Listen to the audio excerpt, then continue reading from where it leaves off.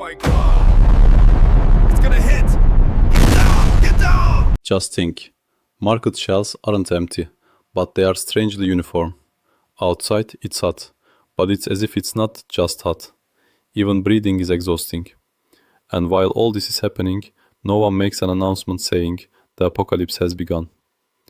Because the apocalypse often feels like a silent change in management. Control over your life is slowly taken away from you. Now, a claim to you.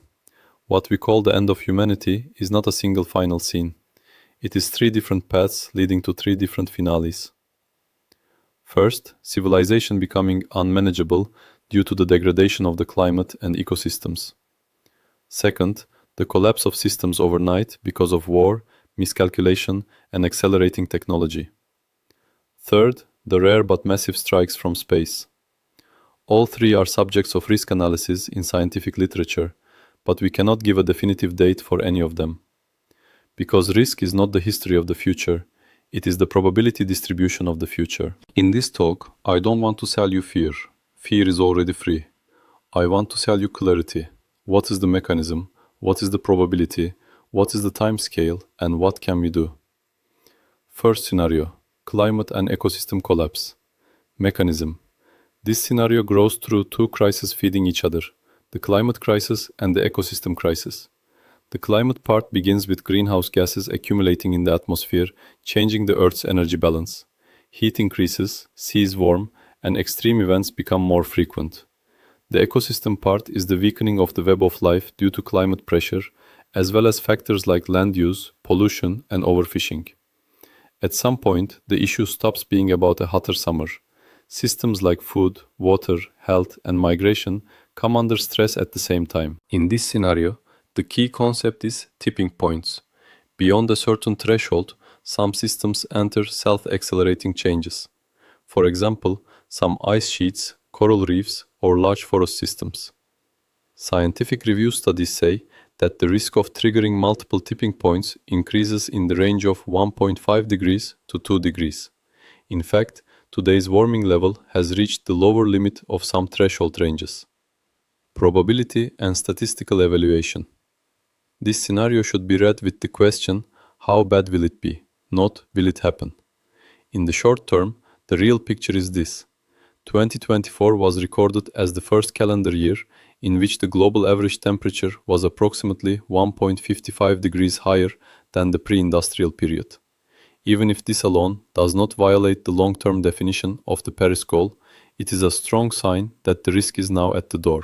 In future projections, it is reported that, with current policies, warming could rise to around 2.8 degrees by 2100, and the probability of staying below 2.8 degrees is given as 66% in certain scenarios. If the promises of countries are fully implemented, the 2100 projection falls to the 2.3 to 2.5 degree band, but this is still above the Paris goals. So the most likely future is not a little warming. It is the chain effects accumulating on ecosystems and societies. There are alarm bells on the biological side as well. IPBES says that approximately 1 million species are at risk of extinction, part of which could be on a scale of decades.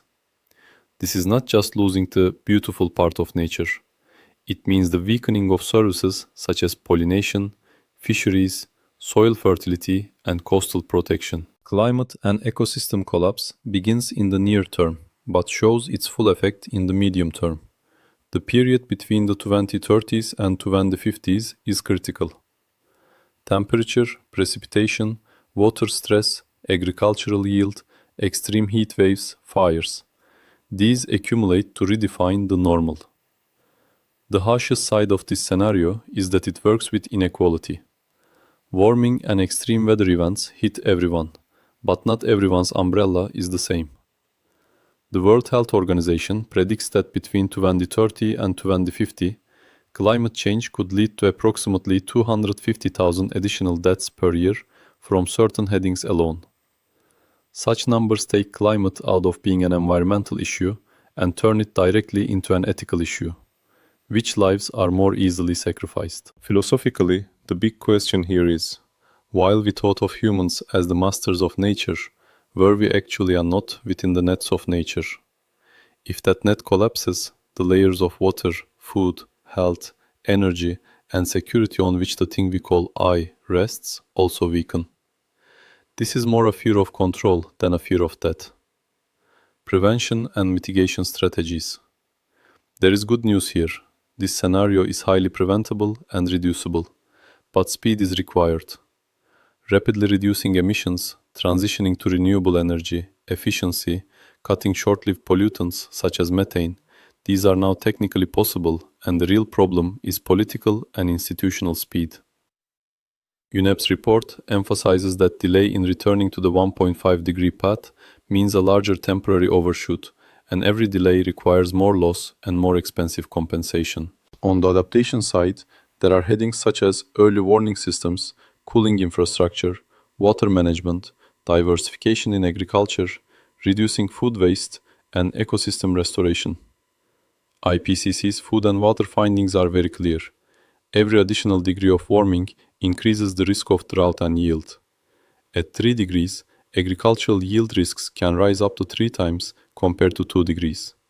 So even every tenth of a degree is not a small difference in mathematics. It is the bread on the table. Now bring a coral reef before your eyes, like a colorful, vibrant city teeming with fish.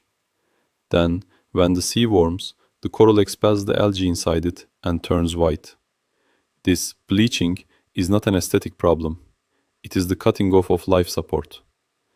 In the global bleaching period extending from 2023 to 2025, 84% of the world's reefs were exposed to bleaching level heat stress.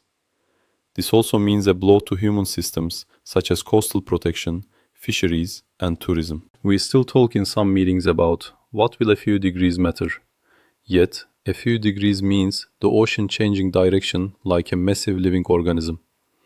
A few degrees means the pulse of the planet losing its rhythm. Second scenario: man-made technological disasters. The heart of this scenario is the collision of human behavior with the speed of technology. We have tools that act very fast: nuclear weapons, biotechnology, and increasingly general-purpose AI systems. Each one creates risk alone, but the real danger is the combination. Information pollution increases, authoritarian pressure increases, crises escalate, and decision windows shorten. There are 2 sub-mechanisms in this heading. First is nuclear escalation, a chain starting with a false alarm, miscalculation, or a deliberate attack. Second is the capability leap, with biological design becoming cheaper and artificial intelligence accelerating some processes, some actions that were previously very difficult become more accessible. Probability and statistical evaluation. On the nuclear side, we have clear data. The inventory is large and ready. As of early 2025, it is reported that there are approximately 12,241 nuclear warheads in the world. About 3,912 of these are deployed, and approximately 2,100 warheads are kept at a high operational alert level. This means the plug of the apocalypse button is in the socket. It is scientifically difficult to say the probability of nuclear war with a certain percentage. Because the event is rare, data is low, and geopolitical dynamics are variable. But the risk analysis literature gives this message: managing the risk of nuclear deterrence failing by intuition alone is not a good idea. Johns Hopkins Applied Physics Laboratory emphasizes that more structured analyses are necessary and says that even a simple approach can show the risk of deterrence failing at 1% annually. This is where nuclear winter comes in. There are debates of total extinction versus global catastrophe, but the climate effect is mechanically strong. A comprehensive modeling study from 2019 says that a full-scale nuclear war between the US and Russia could carry approximately 150 teragrams of soot from city fires to the upper atmosphere. This would reduce solar radiation and could drop the global average surface temperature by over 8 Kelvin. A sentence like "frost in summer" is not poetry, it is a model output. There are also terrifying quantities on the food side. An open access study published in Nature Food in 2022 calculates that food production could drop significantly in soot injection scenarios, and more than 5 billion people could face the risk of famine-related death in the war scenario between the US and Russia. This is the remote death mechanism beyond the bombs falling directly. On the artificial intelligence and biotechnology side, the quantity is more controversial, but can no longer be ignored.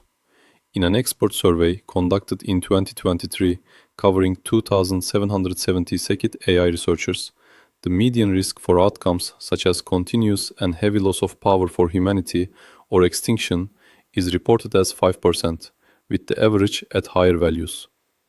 The same dataset gives the 50% probability time horizon for high-level machine intelligence as 2047. This is not a definitive prophecy, but a barometer showing where expert perception is shifting. Johns Hopkins Applied Physics Laboratory. Another thing showing the scientific seriousness of this field is this. It is explicitly stated in official documents that frontier AI risks could cause serious or even catastrophic harm at the state level due to intentional misuse and control problems.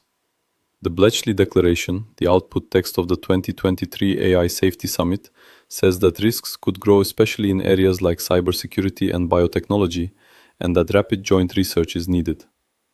On the other hand, balance is essential here. RAND reports emphasize that in some AI apocalypse scenarios, total extinction might not be accidental, but could require a largely intentional and multi-stage effort, meaning that while disaster risks are real, the laziness of everything will end tomorrow is not scientific. In biological risk, we have a strong statistic. There are models that suggest that large pandemics similar to COVID may be more likely than we thought. A study published in PNAS suggested a pandemic of COVID scale could be seen with about a 2% probability in any year, and that the risk could increase with environmental changes. This does not mean the extinction of humanity, but it is a stress test that allows us to see the weak points of the social fabric. Timescale. The timescale of a nuclear disaster is between minutes and weeks. A false alarm, an escalation, a bir gecelik decision window. Artificial intelligence and biotechnology, however, are risks growing within years and decades. Capacity accumulates, accessibility increases, and a gap forms if supervision does not come at the same speed. In this scenario, the name of the apocalypse is loss of trust. In nuclear crisis, trust is a buffer that reduces misunderstanding. In the age of AI, trust is the infrastructure for distinguishing between real and fake. In pandemics, trust is the fuel for collective action. When trust erodes, institutions stand on paper but collapse socially. Ethically, there are two big questions here. First is responsibility. How much distance is there between producing a technology and being responsible for its results? Second is justice. Who takes the risks and who reaps the benefits? Evaluations emphasizing that the humanitarian consequences of nuclear weapons cannot be managed by any humanitarian aid capacity hit us in the face like a slap with this question of justice. Short narrative example. In 1953, the Soviet early warning system saw a missile launch from the US. According to protocol, this information could have been quickly forwarded to the upper command, but the officer on duty, Stanislav Petrov, chose to wait, thinking it might be a mistake. Later, it turned out that this was indeed a false alarm. It is easy to romanticize this story as one man saved the world. The truly terrifying part is this: the world can be fragile enough to be left to a human's intuition overnight. COVID-19 also showed another face of this scenario. Our species did not become extinct, but we saw how thin the threads are upon which our daily life is hung. Thus, to strengthen the global health architecture, the WHO Pandemic Agreement was adopted in 2025. The text says that a more equal and coordinated response is targeted. This is the boring but effective way of preventing the apocalypse: agreements, standards, and preparation. Prevention and mitigation strategies. The prescription here is not more weapons or more technology. It is more management, transparency, and verification. On the nuclear side, steps such as risk reduction, lowering alert levels, keeping communication lines alive, reducing false alarm risks, and strengthening arms control regimes change the structure of the risk. Risk analysis literature emphasizes that the risk is researchable and reducible even if it cannot give the exact probability of nuclear war. On the biological side, early warning, public health capacity, laboratory biosafety, and fair access to vaccines and treatment. The agreement adopted in 2025 clearly puts forward the goals of equal access and coordination for epidemic products. On the AI side, safety tests, evaluation standards, risk-based governance, and increasing responsibility, especially in high-capability models.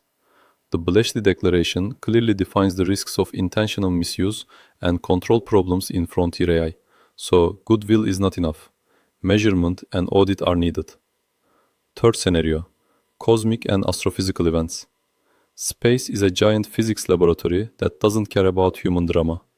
There are three subheadings in this scenario: asteroid impact, extreme space weather events, and the black hole theme that circulates more in popular culture but has low probability. The asteroid mechanism is simple. A large enough meteorite hits at a very high speed, energy, explosion, fires, dust and aerosol load, reduction of sunlight.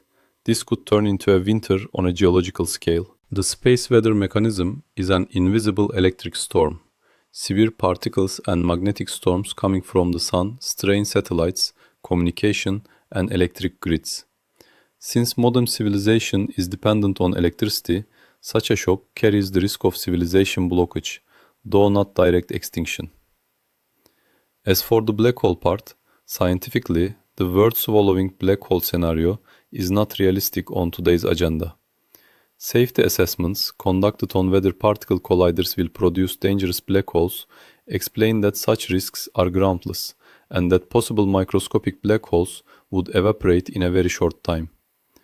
Probability and statistical evaluation. On the asteroid side, we have something nice: frequency statistics. NASA studies write that for near-Earth objects larger than 1 kilometer, the population is approximately 1100, and a collision on this scale can be expected about once every 500,000 years. For objects in the 50 to 100 meter band, the collision frequency is given as about once every 1000 years. This tells us a dinosaur-setting collision is very low probability in recent centuries, but the possibility of smaller objects creating regional destruction is more meaningful. The most promising side of this risk is preventability. Because an asteroid does not change political decisions, its orbit is measured. The Planetary Defense Coordination Office was established in 2016, and the goal is to find and track dangerous objects early and develop deflection strategies if necessary. This if necessary part is no longer theoretical. NASA confirmed with the DART mission that it changed Dimorphos's orbital period by around 30-80 minutes. So, for the first time, humanity measurably intervened in the movement of a celestial body. Probability in space weather is more controversial. In a study in the NASA Technical Report Archive, the probability of a Carrington-like event occurring in the next decade is estimated at approximately 12%. The same text especially emphasizes the limitations of the method. In NOAA's educational content, there are coarser frequency expressions, such as Carrington scale storms, occurring about once every 500 years, and half-intensity events about once every 50 years. This picture tells us uncertainty in space weather is high, but risk is not zero. Timescale. Asteroid impact and super-solar storm are fast disasters, hours and days. But if advanced detection is possible, a window of intervention also opens years in advance. Currently, space observations show that risk is minimal. We are not the center of the Earth. Space is not interested in our history. This can be as liberating as it is scary. Accepting what we cannot control allows us to focus better on what we can control. On the ethical side, there is the global public good question. Planetary defense and space weather resilience are not the work of a single country. The threat of an impact does not come to a country but to the planet. Therefore, ethics here makes international cooperation a necessity, not a choice. There are three steps on the asteroid side: detection, orbit calculation, and intervention. Better telescopes, better catalogs, and rapid information sharing. Kinetic deflection tests like DART and future tracking missions increase the usefulness of this technology, not its shelf life. In space weather, there is no deflection, there is resilience. Protection in power grids, hardening in satellites, early warning, and emergency scenarios. National academy and agency reports have long discussed the social and economic effects of severe space weather. In the case of black holes, the strategy is simple: scientific literacy instead of popular panic. CERN statements point to physical limits, such as the almost instantaneous evaporation of possible microscopic black holes. Also, safety assessments reveal that macroscopic danger scenarios are groundless. In 2013, the sky over Chelyabinsk suddenly turned to daylight. The object entering the atmosphere broke apart in the air. NASA updated the energy released to approximately 500 kilotons. This is an energy comparable to the sizes of a nuclear bomb, but what came was not political. It was a natural piece of stone. A scene that reminds us that the apocalypse sometimes comes unintentionally. There is also the narrow escape in July 2012. NASA explains that a very powerful solar storm missed Earth's orbit by a narrow margin. If it had entered Earth's alignment by a few days' difference, it could have caused serious consequences for modern infrastructure. In space, there is sometimes a luck factor, and frankly, I don't find it very wise for humanity to invest so much in luck. Now let me ask an honest question. Do we really think the thing we call the apocalypse is something that will come from outside one day? Or is the apocalypse the sum of the choices we make every day? If climate and ecosystem collapse is the most likely scenario, it tells us this: we are already in a kind of slow finale, and the tone of this finale can still be changed. If nuclear and technology source disasters are the fastest scenario, it tells us this: our greatest enemy is sometimes not bad intention, but speed, pride, and the illusion of control. If the space scenario is the least likely but can strike the biggest blow, it whispers this: we are not in the center of the universe, but we are still smart enough to protect our own home. I want to leave you with one final question. Are we a species that thinks talking about risks is pessimism, or will we be a civilization that counts talking about risks as maturity? And a more personal question. Today, do you really feel which habit that seems very small, which voting choice, which business decision, or which word makes the future world a bit more livable or a bit more fragile? See you in the next video.